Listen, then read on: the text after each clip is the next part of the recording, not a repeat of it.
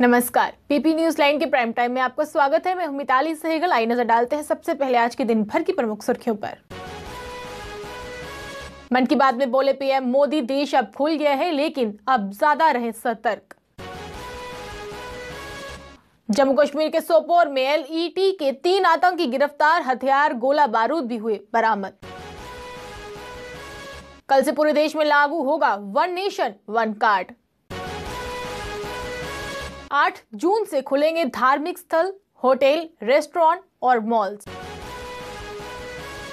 अब समाचार विस्तार से। प्रधानमंत्री नरेंद्र मोदी ने मन की बात में रेडियो कार्यक्रम के 65वें भाग में एक बार फिर से देशवासियों को संबोधित किया। उन्होंने अपने संबोधन की शुरुआत करते हुए कहा कि पिछली बार जब मैंने बात की थी तब यात्री ट्रेनें बंद थी, बसें भी बंद थी, हवाई सेवा बंद थी। इस बार बहुत कुछ खुल चुका है। श्रमिक स्पेशल ट्रेन चल रही है, अन्य स्पेशल ट्रेनों का भी शुरू होना लगभग लाजमी है। तमाम सावधानियों के साथ हवाई जहाज उड़ने लगे हैं। धीरे धीरे उद्योग भी चलना शुरू हुआ है, यानी अर्थव्यवस्था का एक बड़ा हिस्सा अब चल पड़ा है। ऐसे में हमें और ज्यादा सतर्क रहने की आवश्यकता है। वहीं आगे पीएम मोदी ने मेक इन इंडिया पर जोर दिया।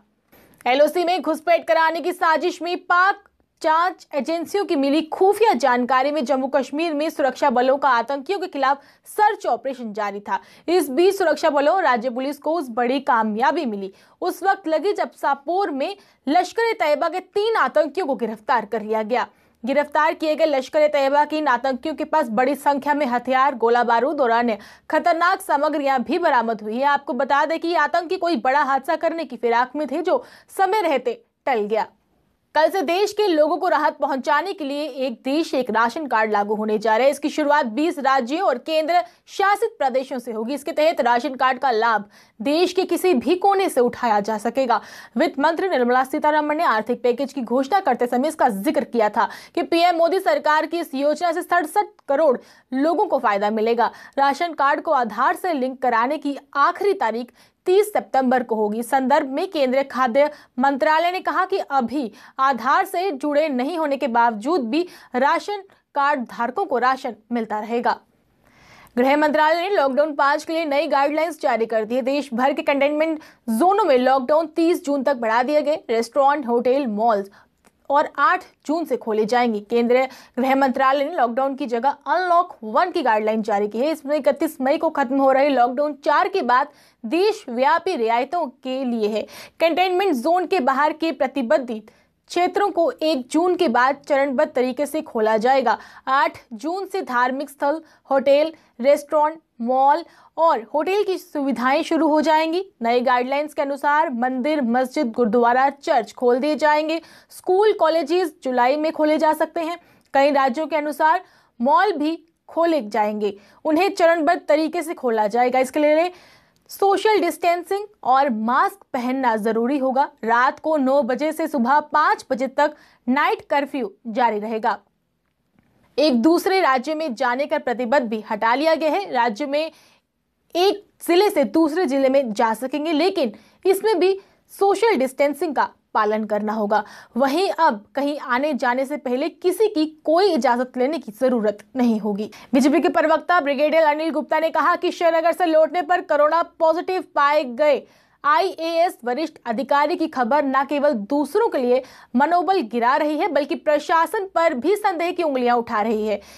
यहां तक वरिष्ठ अधिकारियों द्वारा एसओपी और इसके द्वारा जारी दिशा निर्देशों का पालन करने की बात कही गई है। वहीं ब्रिगेडियर अनिल गुप्ता ने कहा कि हालांकि यूटी प्रशासन इस घातक महामारी को प्रभावी ढंग से प्रबंधित करने के लिए पूरा प्रयास कर रहा है, लेकिन अधिकारियों द्वारा उठाए गए कुछ मनमाने फैसले और उनके द्वारा आधिकारिक दिशा निर्देशों का पालन न करने को लेकर जनता में चिंता बढ़ा रही है।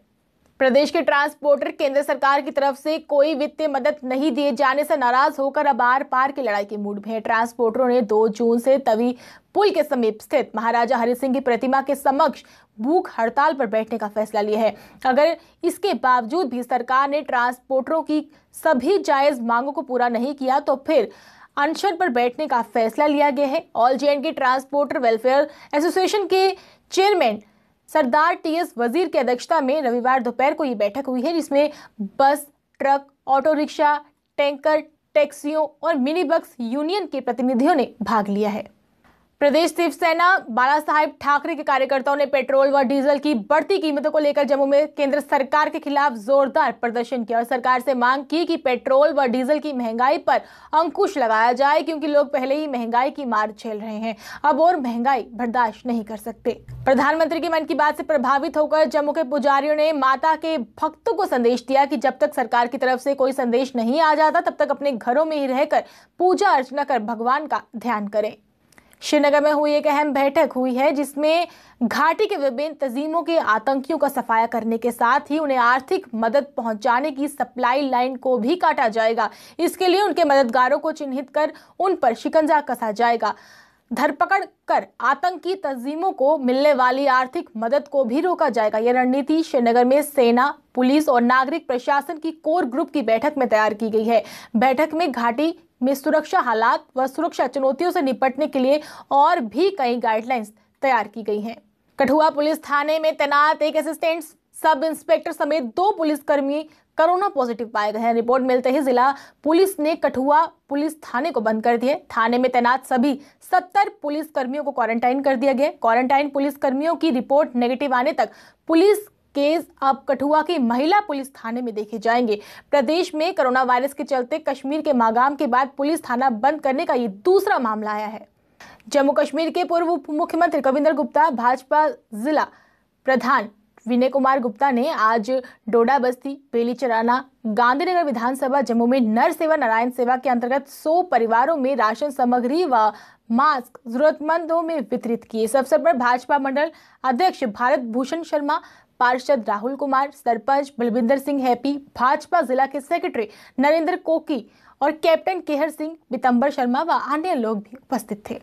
आइए चलते चलते एक बार फिर से नजर डालते हैं आज के दिन भर की प्रमुख सुर्खियों पर। मन की बात में बोले पीएम मोदी, देश अब खुल गया है लेकिन अब ज्यादा रहे सतर्क। जम्मू कश्मीर के सोपोर में एलईटी के 3 आतंकी गिरफ्तार, हथियार गोला बारूद भी हुए बरामद। कल से पूरे देश में लागू होगा 1 नेशन 1 कार्ड। 8 जून से खुलेंगे धार्मिक स्थल, होटल, रेस्टोरेंट और मॉल्स। पीपी न्यूज लाइन के प्राइम टाइम के आज के अंक में बस इतना ही। मुझे और मेरी टीम को दीजिए इजाजत और आप देखते रहिए पीपी न्यूज लाइन। नमस्कार।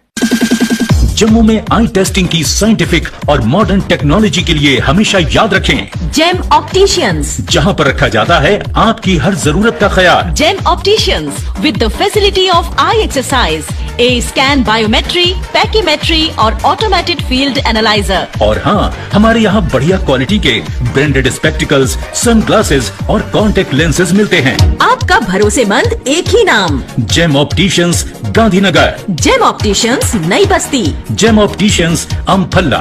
जेम ऑप्टिशियंस, त्रिकुटा नगर।